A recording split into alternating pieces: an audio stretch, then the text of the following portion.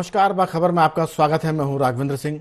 बाखबर में आज हम बात करने जा रहे हैं मध्य प्रदेश में भाजपा के पंच प्यारे कौन होंगे। आप पांडव भी कह सकते हैं कि कौन पांडव होंगे, और पांडवों के भी अब 6 भाई थे। कर्ण की अगर गिनती करें तो ऐसे 6 लोग भी हो सकते हैं भाजपा के। वो पंच प्यारे की बात हम इसलिए कर रहे हैं क्योंकि मध्य प्रदेश की राजधानी भोपाल में कल केंद्रीय गृह मंत्री अमित शाह आए थे और उन्हें कहा जाता है कि वो भाजपा के चाणक्य हैं और जहाँ भी वो जाते हैं सब काम उनके हिसाब से होते हैं, चाहे उत्तर प्रदेश का मामला हो, गुजरात का हो या कर्नाटक का, या हम बात करते हैं 370 से लेकर अब तक का। लेकिन सबसे खास बात यह है कि इस पूरे मामले में मध्य प्रदेश थोड़ा सा अलग है। अभी यहाँ बात हो रही थी कि पार्टी के विधानसभा चुनाव में चेहरा कौन होगा। जाहिर है कि मुख्यमंत्री की लोग बात करते थे, लेकिन अब कहा जाता है कि बिना चेहरे के चुनाव होगा। लेकिन इसके बाद कल जब लंबी बैठक हुई अमित शाह की भाजपा नेताओं से, तब ये बात छन कर आई कि शायद 5 विजय संकल्प यात्राएं मध्य प्रदेश में निकलेंगी और उन 5 विजय संकल्प यात्राओं का एक लीडर जो है उसका नेतृत्व करेगा। मुख्यमंत्री शिवराज सिंह, नरेंद्र सिंह तोमर, ज्योतिरादित्य सिंधिया, प्रहलाद पटेल, कैलाश विजयवर्गीय और बी.डी. शर्मा। अब 6 तो ये हो जाते हैं और 7 मध्य प्रदेश के प्रभारी हैं। सह प्रभारी अश्विनी वैष्णव को मिलाकर 7 हो जाते हैं। भूपेंद्र यादव प्रभारी हैं केंद्रीय मंत्रिमंडल की तरफ से, 2 केंद्रीय मंत्री, और पहले से ही मध्य प्रदेश में 5 प्रभारी हैं जिनको भाजपा के वरिष्ठ नेता रघुनंदन शर्मा कह चुके कि वो भाजपा का चीरहरण कर रहे हैं। तो बहुत सी स्थितियां जो भाजपा कार्यकर्ताओं की दुविधा को दूर नहीं करती है, लेकिन उम्मीद करते हैं कि आने वाले दिनों में ये अमित शाह के पंच प्यारे, सप्तऋषि, जो भी आप नाम देना चाहें दे सकते हैं। इस पूरे मसले पर विस्तार से बात करेंगे कि आखिर ये 2023 का रोड मैप है क्या। चर्चा शुरू करते हैं। स्टूडियो में मौजूद हमारे साथ वरिष्ठ नेता और वरिष्ठ हमारे पत्रकार साथी योगीराज योगेश जी।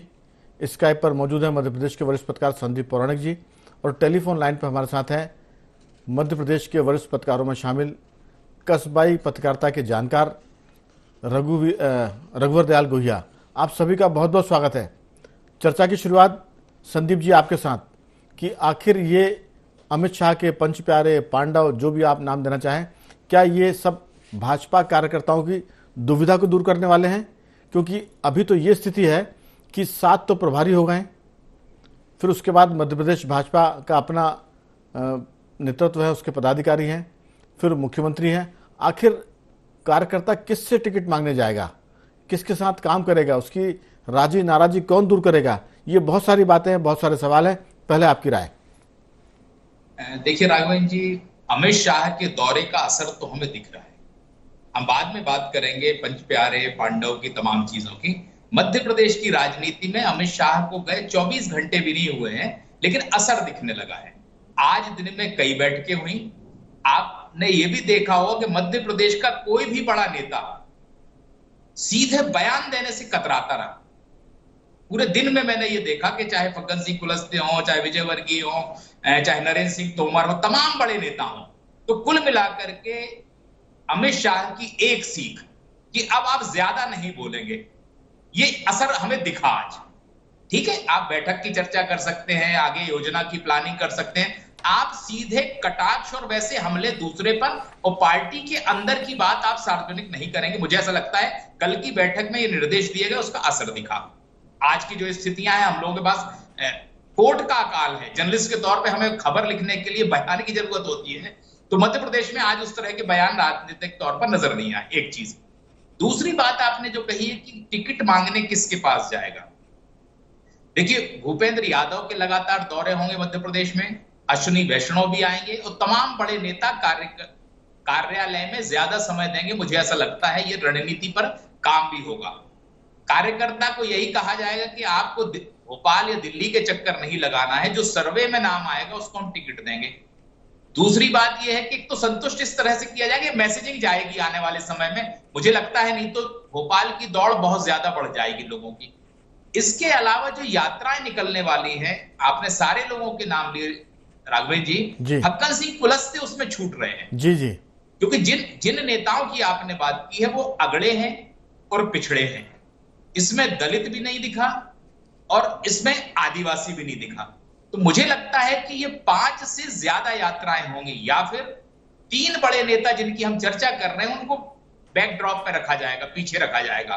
क्योंकि आदिवासी इलाके में आप सवर्ण को भेज के, अगड़े को भेज के लुभा नहीं सकते।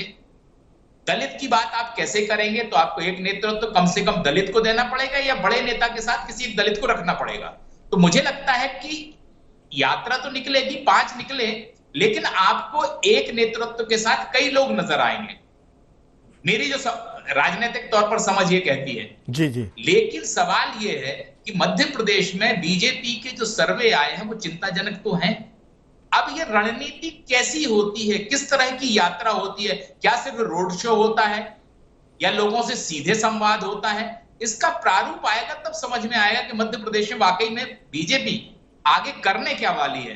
क्योंकि आज ये भी कहा जा रहा है कि ज्योतिरादित्य सिंधिया को भी शाम को भोपाल भेजा गया दिल्ली से, उनकी भी कुछ नेताओं से चर्चा हुई है। तो मुझे ये लगता है कि अभी बहुत सी चीजों में समन्वय बनाने की कोशिश बीजेपी के अंदर ज्यादा हो रही है, क्योंकि मॉनिटर अपना निर्देश दे गया है छात्रों को। जी, कुल मिलाकर मॉनिटर के निर्देश तो हमेशा वैसे ही होते हैं जैसे बचपन के स्कूल की हम बात सुनते थे या फिर कॉलेज में स्कूल में प्राचार्यों की बात सुनते थे, उसी के आसपास सब घटित हुआ। लेकिन आपने दो चीज़ इस पूरी चर्चा में विस्तार से थोड़ा संकेत किया, एक तो आदिवासी नेतृत्व और दलित नेतृत्व।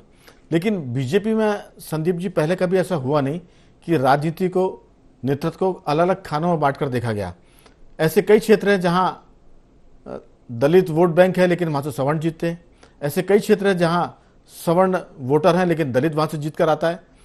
भोपाल की हम बात करें तो एक सीट ऐसी थी जहां अग्रवाल या वणिक वोटर बहुत कम थे लेकिन उमाशंकर गुप्ता वहां जीतते आ रहे हैं।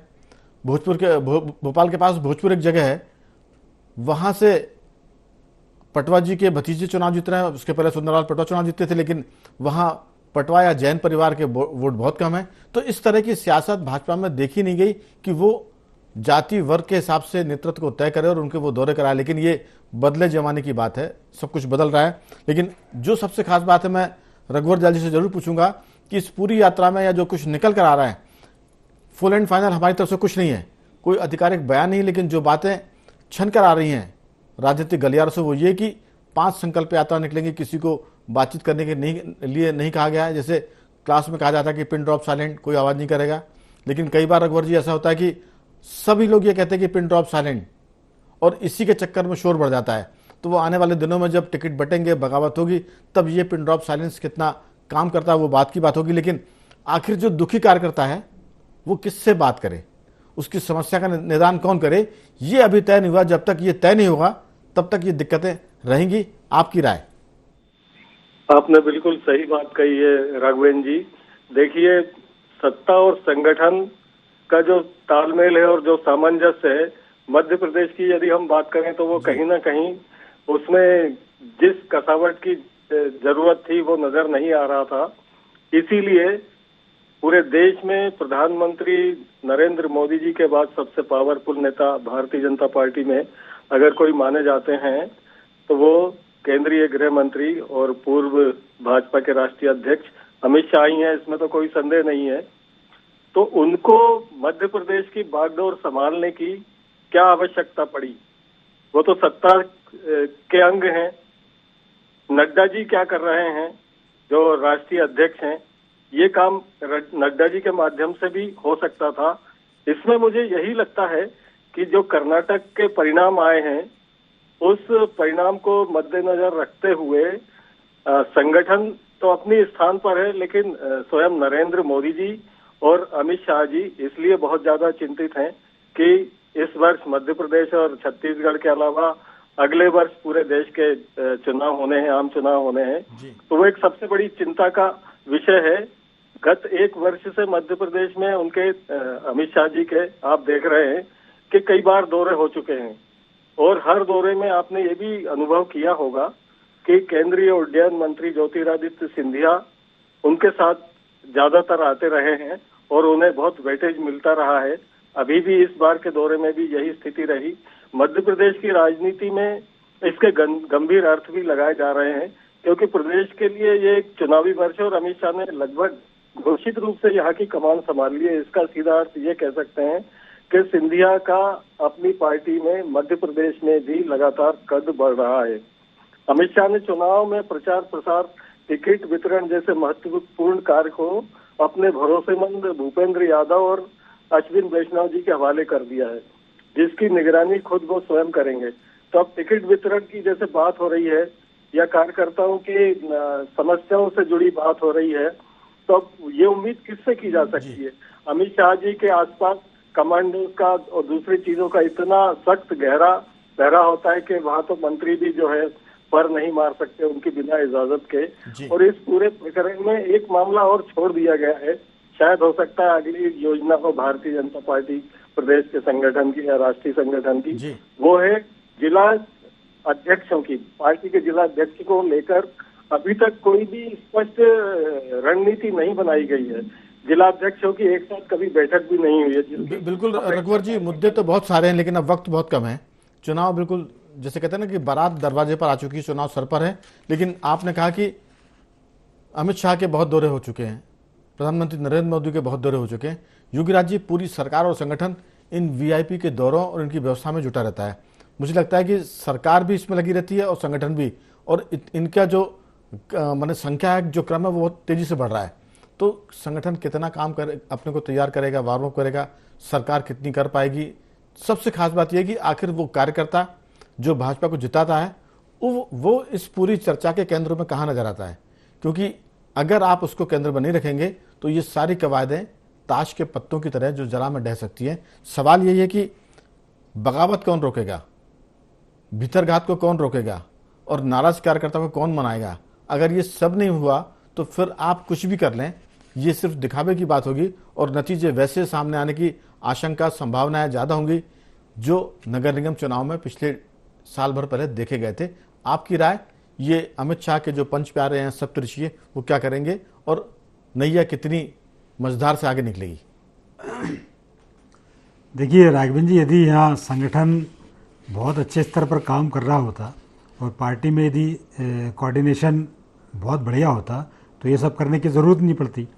ये फीडबैक मिला आला कमान को कि मध्य प्रदेश में स्थिति बहुत अच्छी नहीं है, ख़ासतौर पर संगठन के पॉइंट ऑफ व्यू से। आज भी आला कमान को या शिवराज सिंह ये समझाने में सफल हुए हैं कि सरकार के जो काम है वो आज भी उनसे जनता को इतनी ज़्यादा चिढ़ नहीं छूटी है। मैं आपकी बात में, अगर आप अनुमति तो एक चीज़ जोड़ना चाहता हूँ। ये जो संगठन या सरकार की दशा है, ये एक दिन की नहीं है। अगर ये बिगड़ रही थी तो फिर केंद्रीय नेतृत्व कर क्या रहा था? ये चुनाव के वक्त अचानक नींद से क्यों जागा? सवाल ये है, कार्यकर्ता तो बहुत दिनों से राह देख रहा है कि कुछ होगा, कुछ कसावट की जाएगी, कुछ हमारा ख्याल भी होगा। ये मेरा इसमें एक चीज़ जोड़नी थी जो मैंने बताई। हाँ, नहीं, आपने बिल्कुल सही चीज़ जोड़ी और इसका ध्यान तो तभी दिया जाना चाहिए था जब नगर निगम के नगरीय निकाय के चुनाव के परिणाम आए थे। वो बहुत स्पष्ट संकेत था कि मध्य प्रदेश में भाजपा की स्थिति कैसी है। लेकिन मैंने ये कहा ना कि जा के ये वहाँ बताना के सामने बहुत अच्छी स्थिति है जी, संगठन भी बहुत बढ़िया काम कर रहा है, सरकार की योजनाओं पर तो लोग बिल्कुल पलक पावड़े बिछाए बैठे हुए हैं, हजूम दिख रहा है महिलाओं का और सड़कों पर कार्यकर्ताओं का। तो ये सब बातें जब वहाँ गई तो ये भी लगा हाँ सब ठीक ठाक चल रहा है। लेकिन वास्तविक स्थिति जब पता चली तब ये समझ में आया कि नहीं, मामला कुछ ना कुछ गड़बड़ है। दूसरी ये भी आरोप लगाने की कोशिश की गई कि साहब जो लोग भाजपा से आए उनकी वजह से हालत खराब हुई है, कांग्रेस से जो आए, कांग्रेस से जो आए उनकी वजह से पार्टी की हालत खराब हुई है। तो ये भी फीडबैक दिया गया। तो अभी जो जैसे गुइया जी कह रहे थे कि सिंधिया जी का वेटेज बढ़ा है, उसका एक बहुत बड़ा कारण ये भी है कि अब वो समय नहीं रहा कि आप इस बात में लगे रहे कि ये सब कांग्रेस से आए थे, ये फलानी जगह से आए थे। अब तो ये कि जो आ गया था वो हो गया, अपने में मिल गया। अब तो ये कि इन सबको साथ रह के कैसे आगे बढ़ें। और निसंदेह ज्योतिरादित्य सिंधिया आज भी स्वच्छ छवि के नेता हैं, चाहे वो कांग्रेस की बात करो चाहे भाजपा की बात करो। आज भी वो एक डायनामिक चेहरा है जो लोगों को लुभाता है, तो आप उनको इग्नोर नहीं कर सकते। और केवल इस बात पे के साथ पार्टी की हालत में कोऑर्डिनेशन की कमी है, कार्यकर्ता एडजस्ट नहीं कर पाए, नए कार्यकर्ता घुल मिल नहीं पाए भाजपा की रीति नीति में, तो ये सारी चीज़ें जो जिस प्रकार सामने आ रही थी उन सबको दूर करने के लिए इस प्रकार का एक तरह से समूह बनाया गया है। और मुझे ऐसा लगता है कि हो सकता है इसमें इनको कामयाबी हासिल हो, क्योंकि कई कार्यकर्ता जो अभी संगठन तक अपनी बात पहुंचाते थे उनकी बात पूरी नहीं हो पाती थी। अब उनको एक मंच मिल गया कि अपनी बात जाके वहाँ आप कह सकते हैं। तो हो सकता है कुछ चीज़ें अच्छी हो जाएं, कुछ कार्यकर्ताओं की नाराज़गी दूर हो जाए, कुछ टिकट फाइनल करने में एक छन्ना लग जाए तो एक अच्छे टिकट लोगों को मिल जाए। कुछ जिनकी रिपोर्ट ज़्यादा ही ख़राब है, जैसे शिवराज या वीडी शर्मा किसी को मना करेंगे कि भैया इस बार आपकी हालत ख़राब है, आप मत लड़ो। पिछले चुनाव में हमने देखा था कुछ लोगों को कहा गया था कि आप मत लड़िए चुनाव, वो मंत्री थे लेकिन लड़े, हार गए। तो अब ये जो दो लोग ऊपर से आए वो इस बात पे सहमत कर लेंगे, भैया आप चुप रहिए आप। बिल्कुल, लेकिन मैंने जो बात की कि बगावत कौन रुकेगा, अगर बगावत नहीं रुकी तो ये सारी, जैसे महेंद्र सिंह धोनी कहा करते थे कि अगर हमने ड्रेसिंग रूम में कोई रणनीति बनाते हैं और मैदान में जाते हैं तो वो रणनीति बदल जाती है, क्योंकि स्थितियां तब दूसरी हो जाती हैं।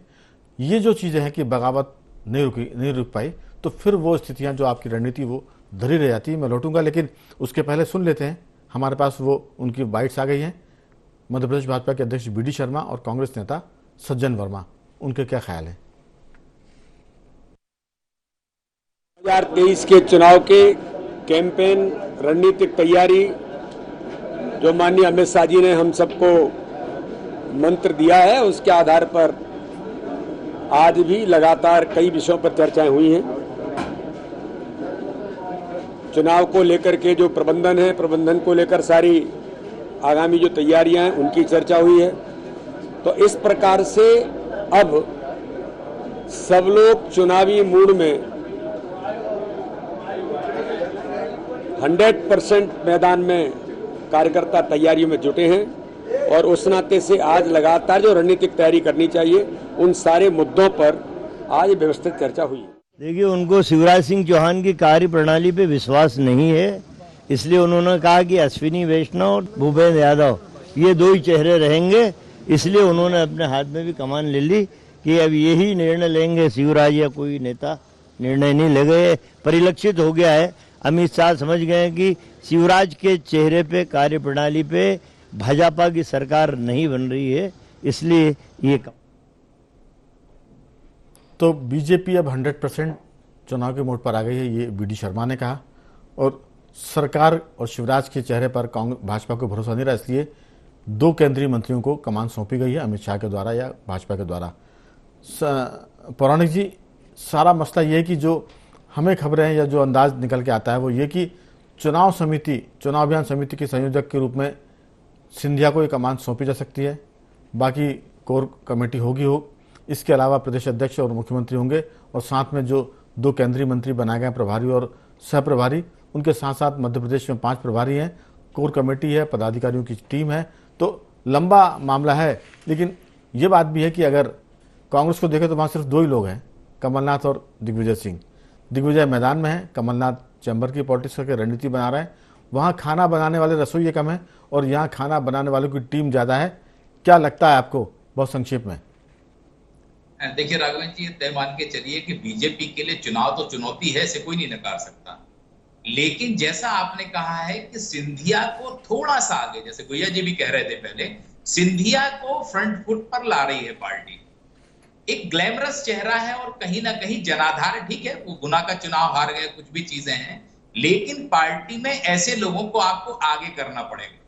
और मुझे लगता है कि बीजेपी की रणनीति, ठीक है, असंतोष होगा, बगावत होगी, इसे रोकना या पूरी तरह रोकना बहुत कठिन काम है।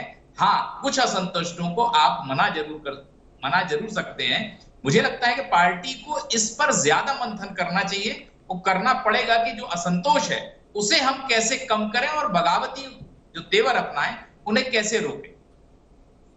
बिल्कुल, लेकिन सवाल यह कि क्या पंच प्यारे, 7 प्रभारी, पूरी बीजेपी अब इस वक्त अपने कार्यकर्ताओं को किस तरह से मनाएगी? अगर ये रोड मैप में शामिल नहीं है तो आने वाले दिन कठिन होने के संकेत ज़्यादा हैं। मैं रघुवर जी आपके पास आ रहा हूं कि ये जो सब स्थितियां हैं, आपने बहुत लंबे समय से चुनाव देखे हैं, पत्रकारिता देखी है, क्या लगता है कि बीजेपी के भीतर जो प्रबंधन है, खासतौर से डैमेज कंट्रोल का, वो पहले की तुलना में, जब कुशवाहा ठाकरे हुआ करते थे, प्यारेलाल खंडेवाल होते थे, नारायण प्रसाद गुप्ता हुआ करते थे, वो टीम जनता पार्टी की, जनसंघ की और फिर भाजपा की, और उस तुलना में आज की जो टीम है ये, जिसमें शिवराज सिंह चौहान है, नरेंद्र सिंह तोमर है, कैलाश विजयवर्गीय है, प्रहलाद पटेल है, अब इसमें सिंधिया भी शामिल हो गए हैं। फिर 2 नामों की और हम बात कर रहे थे, फग्गन सिंह कुरैश से, कोई दलित नेता की बात करें तो सत्यानंद जटिया इसमें हो सकते हैं। लेकिन ये सब मिलकर क्या जो बीजेपी का संगठन में एक संगठन महामंत्री की भूमिका होती थी, वो पूरी पार्टी की एक तरह से की होते थे चाबी, वो संगठन महामंत्री की भूमिका कितनी मजबूत है, कितनी कमजोर है? अगर आप चाहें तो इस पर भी अपनी राय दे सकते हैं। मैं बार बार एक ही बात कहूंगा कि जब सत्ता, कोई भी राजनीतिक दल लंबे समय तक सत्ता पर काबिज रहता है तो उसका जो एक दुष्प्रभाव है वो संगठन पर जरूर पड़ता है। संगठन देखने में तो बड़ा मजबूत दिख रहा है क्योंकि रूलिंग पार्टी है और बड़ी साधन संपन्न सारी व्यवस्थाएं हो गई हैं, लेकिन जो कार्यकर्ता है और जो अपने क्षेत्रीय जो कार्यकर्ताओं से थोड़ा ऊपर नेता जो लोग हैं, वो कहीं ना कहीं अपने आप को इस आज के पूरे परिदृश्य में बहुत पीछे और बड़ा उदास और ठगासा इसलिए महसूस कर रहे हैं कि उनकी बात, उनकी आवाज, उनकी भावनाएं सुनने वाला ऊपर के स्तर पर कोई भी व्यक्ति नहीं है जिस पर वो भरोसा कर सकें। शायद इसी का परिणाम है कि मैं बार बार कह रहा हूं कि अमित शाह जी को लगातार मध्य प्रदेश पे नजर रखना पड़ रही है और उन्होंने जो दो नाम अपने जो खास जो लोगों को रखा है और टिकट वितरण में अगर उनकी चली और टिकट वितरण सही हो गया, अच्छे लोगों को ले लिया गया, तो उम्मीद की जा सकती है कि इससे एक जो संभावना है फिर से भारतीय जनता पार्टी की सरकार बनने की, वो जागृत हो जाए। लेकिन इसके बाद भी मध्य प्रदेश में जिस तरह के प्रकरण अभी हाल ही में हुए हैं, चाहे वो पेशाब कांड हो, चाहे वो एसडीएम का भी जेल जाना हो, चाहे विदिशा में पिता और पुत्री के द्वारा आत्महत्या करने का मामला हो, ये बड़े ऐसे संवेदनशील मामले हैं जो चुनाव तक सत्तारूढ़ दल का पीछा नहीं छोड़ेंगे और इसके लिए भी भारतीय जनता पार्टी को अपनी कहीं ना कहीं इसका जवाब देने के लिए रणनीति बनानी पड़ेगी। वरना तो वही बात है कि जो आपका विपक्षी दल है, कांग्रेस है या दूसरे हैं, उनसे तो आपका मुकाबला है ही, लेकिन इस तरह की समस्याएं और कार्यकर्ताओं की जो उदासीनता है जो हम देख रहे हैं, उसका भी आपको सामना करना पड़ेगा और उससे निपटने के लिए भी इस पूरी कोर कमेटी को और विजय संकल्प यात्रा के पहले कोई ना कोई भारतीय जनता पार्टी को तैयारी करनी चाहिए। बिल्कुल योगीराज जी, अब सवाल ये कि अमित शाह जी ने ऊपर की जमावट पूरी कर दी है, कोई बयानबाजी नहीं करेगा, कहीं कुछ नहीं होगा, सब मिलकर काम करेंगे, लेकिन इस बात पर सबसे ज़्यादा फोकस करना पड़ेगा कि जो जिताऊ कार्यकर्ता है, मैं हमेशा कहता हूं जो कार्यकर्ता वो शायद नाराज भी हो सकते हैं इस बात से, एक तो जिताऊ कार्यकर्ता और एक दलाल कार्यकर्ता, ये हर पार्टी जब सरकार में आती तो ये एक जो प्रजाति है वो शामिल हो जाती है। तो किस तरह से जो जिताऊ कार्यकर्ता है, जो भाजपा का खांटी कार्यकर्ता है, अगर अमित शाह जी ने उसके लिए कोई रोड मैप नहीं बनाया अलग से, तो फिर ये कवायदें कितनी कारगर होंगी, क्योंकि बगावत होगी, बगावत को संभालने वाले कोई नहीं होंगे, बूथ स्तर पर से लेकर प्रदेश स्तर की बगावत होगी, क्योंकि अगर टिकट कटेंगे तो 15-20 साल में 3-3 बार के जो विधायक है वो इतने ताकतवर तो हो गए हैं कि वो खुद भले न जीते लेकिन पार्टी को हराने की कुव्वत रखते हैं, ताकत रखते हैं। तो ये मैनेजमेंट देखना बड़ी बात होगी, बगावत को कैसे रोका जाए और जो खांटी वफादार कार्यकर्ता है उससे कैसे फिर से मुख्य धारा में लाया जाए। योगीराज जी। राघवन जी, अब केवल दो ही चीज़ हैं जिन पर काम करने की ज़रूरत है भाजपा को, जो अमित शाह जो संकेत दे रहे हैं। नंबर एक तो जो कार्यकर्ता की बात जो आप बार बार कर रहे हैं, यदि आपका कार्यकर्ता मोबिलाइज नहीं हुआ तो आप चुनाव नहीं जीत पाएंगे। दूसरा टिकट वितरण, लेकिन इस बार टिकट वितरण से ज़्यादा टिकट कतरन महत्वपूर्ण होगा जी, क्योंकि कम से कम आप 80-90 विधायकों के टिकट यदि आपने नहीं काटे तो मुझे नहीं लगता कि आपकी नैया पार हो पाएगी। और जब 80-90 विधायकों के टिकट कटेंगे तो अब ऐसा लगता है, जिसका जिक्र आपने कहा कि जो 3-3, 4-4 बार के विधायक हैं, वो शिवराज और वीडी शर्मा की बस की बात नहीं कि आप उनको बिठाओ। तो इनको ये एहसास है कि अब ये 2-3 सेंट्रल के मिनिस्टर हैं, वो उनको एडजस्ट करने के लिए भैया आप बैठ जाओ, आपकी बाद में बात सुनेंगे या बाद में आपको एडजस्ट किया जाएगा और टिकट नए लोगों को दिए जाएंगे। इसमें भी 3 लोग अपनी सारे सूत्र अपने हाथ में रखेंगे। इसलिए मुझे ऐसा लग रहा है कि आलाकमान ने पूरा का पूरा सेंटर्ड मध्य प्रदेश पर किया है, ताकि ये वितरण और जो जिस तरह की बगावत हो, डैमेज कंट्रोल और कार्यकर्ताओं को मोबिलाइज ढंग से किया जाए। बिल्कुल, मुझे लगता है कि टिकट कतरन के मामले में तो सिंधिया समर्थक जो विधायक हैं, मंत्री, उनके भी टिकट काफ़ी बड़ी संख्या में कटेंगे, इसलिए सिंधिया कैंप की बगावत को भी सिंधिया रोके। मुझे लगता है कि इसलिए उनको फ्रंट लाइन में लाया जा रहा, ताकि जो सिंधिया कैंप से असंतोष होगा उसको वो संभाल सके। तो कुल मिलाकर कह सकते हैं कि अमित शाह के जो पंच प्यारे हैं, सप्तऋषि हैं, वो किस तरह से भाजपा की नैया को पार लगाएंगे आने वाले दिनों में दिखेगा भी और लोग उसको महसूस भी करेंगे। तीनों साथी पत्रकारों का मैं धन्यवाद करता हूँ, संदीप जी आपका भी, रघुवर जी आपका भी। बखबर में आज सिर्फ इतना ही। बने रहिए हमारे साथ और देखते रहिए IND24।